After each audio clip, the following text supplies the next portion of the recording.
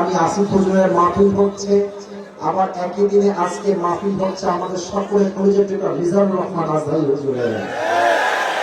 বিশ্বাস করেন রংপুরের ভাইরা, আমি মাহফিলে আসার পূর্বে প্রত্যেক 2 ঘন্টা অর্থাৎ আসার আগে 2 ঘন্টা বসে থেকে অলওয়েজ রিসার্চ করি, পুরো বিষয়টা কি বলবো না বলবো, আবার রিভাইজ দেই, প্র্যাকটিস করি, লিখি, অনেক বিষয়গুলোকে আমি ব্যাখ্যা লেখার জন্য চেষ্টা করি। সোনামণি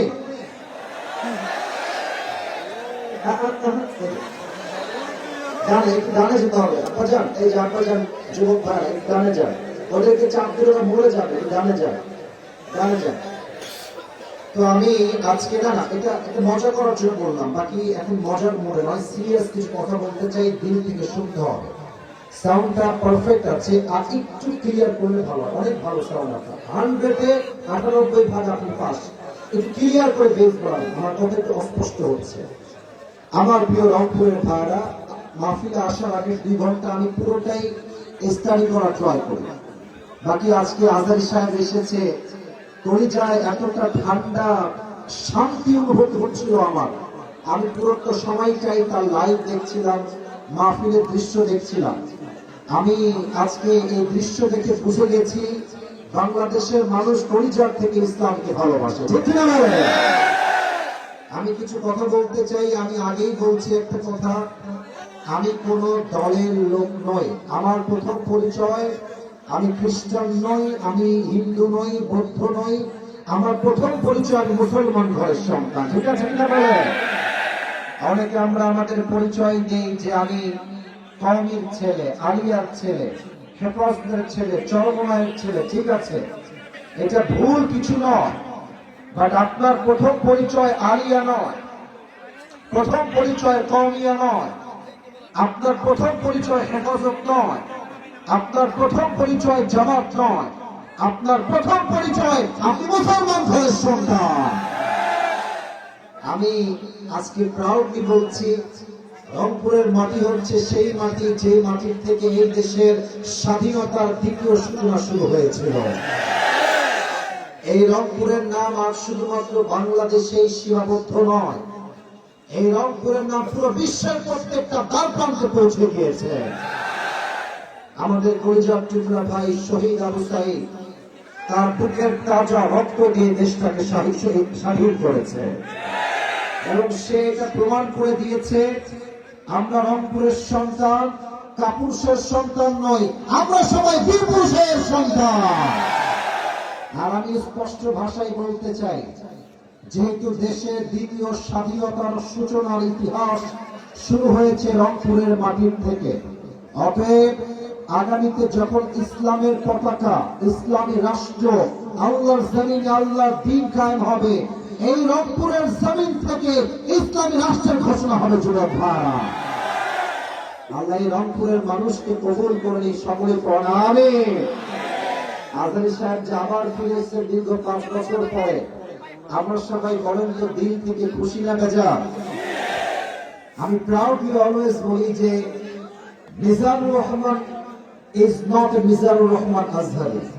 Mizanur Rahman Azhari is the brand of Bangladesh. যুবক ভাই, আমি বিশ্বাস করি আজহারী এমন একজন মানুষ যিনি he has changed the history of Bangladesh. উনি ইতিহাসের চিত্রটাই পরিবর্তন করে দিয়েছে, ঠিক কি না বলেন?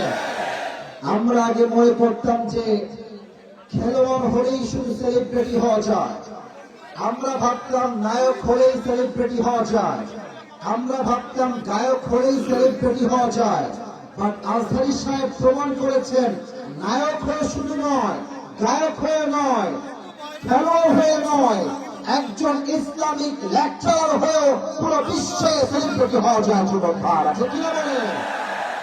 আগে আমাদের মায়েদের স্বপ্ন আমরা দেখতাম, অনেক মায়েরা বলতো আমার ছেলে বড় হয়ে খেলোয়াড় হবে, আমার ছেলে বড় হয়ে গায়ক হবে, আমার ছেলে বড় হয়ে নায়ক হবে, আমার ছেলে বড় হয়ে ইঞ্জিনিয়ার হবে, আমার ছেলে বড় হয়ে ডাক্তার হবে। স্বপ্ন এখন আগের মতো নেই, it has changed totally and completely. এখন লক্ষ কোটি মায়ের স্বপ্ন আমার ছেলে আজহারীর মতো ইসলামিক স্কলার হবে। যুবক ভাই, এবং খুব ভালো করে খেয়াল করে দেখবেন, মিজানুর রহমান আজহারীকে জামাতের ট্যাগ দিয়ে এই দেশ থেকে কিছু কুলাঙ্গাররা বিদায় করেছিল। যুবক ভাইরা, আমাদের সকলের একজন সিনিয়র আলেম লুৎফর রহমান সাহেব যিনি মারা গিয়েছেন, আল্লাহ ওনাকে জান্নাতের উঁচু মাকাম নসিব করে দিক। উনি বলেছিলেন আজহারী একদিন ফিরে আসবে, বিজয়ের বেশে ফিরবে, বীর বাহাদুরের বেশে ফিরে আসবে। ঠিক কিনা বলে? আর আমি প্রত্যেকটা যুবকদেরকে এই কথা বলতে চাই, তোমরা মাথায় রাখবা, কোন দল মত দেখে হুজুরকে ভালোবাসা যাবে না। আমাদের প্রথম পরিচয় কোন দল মত দিয়ে নয়, আমাদের রব এক, কোরআন এক, নবী এক, ধর্ম এক, আমরাও সবাই এক। ঠিক কিনা বলে?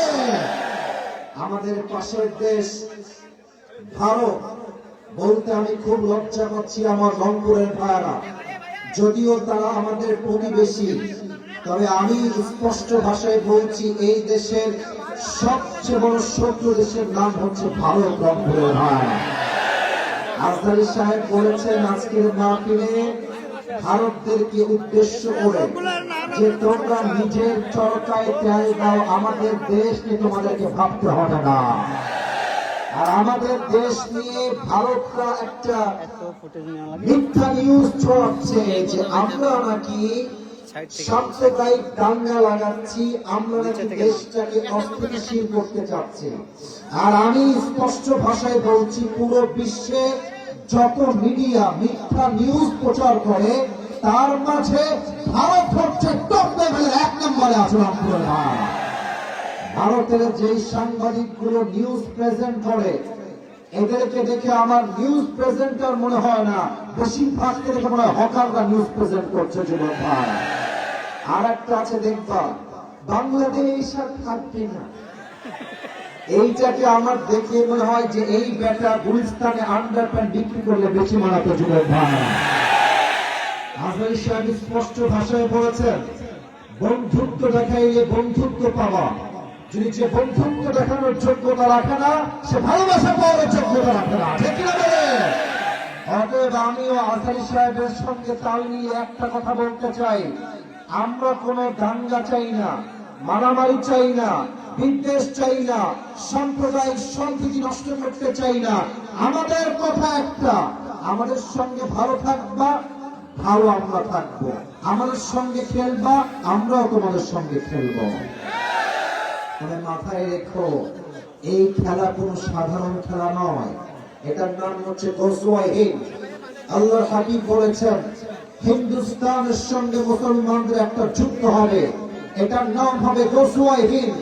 এই গজওয়ায়ে হিন্দে যেই যুবকরা, যেই মুসলমানরা মাথায় কাপড়ের কাপড় বেঁধে জীবন দেওয়ার জন্য, শহীদ হওয়ার জন্য নামবে, তারা সবাই আল্লাহর জান্নাতে প্রবেশ করবে। ঠিক কিনা বলে? অতএব আমি আমার শেষ কথা স্পষ্ট ভাষায় বলতে চাই, আজহারী সাহেব দেশে ফিরে এসেছেন। যারা আজহারী সাহেবকে দেশ থেকে তাড়িয়েছিলেন তারা কিন্তু এই দেশে এখন আর টিকে নাই। আজহারী সাহেব বলেছিলেন, কারো মন্তব্য আমার গন্তব্য ঠেকাইতে পারবে না। আর আল্লামা দেওয়ার হোসেন সাইদি হুজুর বলেছিলেন, তোমরা তো সব গাছের আগায়, আমরা থাকি গাছের গোড়ায়। বাড়াবাড়ি বেশি কইল না, জুলুমবাজি কইল না, আলেমদেরকে ধরে জেলখানায় দিও না। 18 কোটি মানুষ গাছের গোড়ায় একটা ঝাঁকুনি দিবে, মামুর বাড়ি দিল্লি গিয়ে তোমরা প্রভা দিল্লি গিয়ে করেছে। অতএব যারা এখন আবার নতুন করে প্ল্যান করছেন স্বৈরাচারকে বসানোর জন্য, এই রংপুরের জমিন থেকে আমি স্পষ্ট ভাষায় বলতে চাই, যদি আগামীতে আমার মাতৃভূমির প্রধান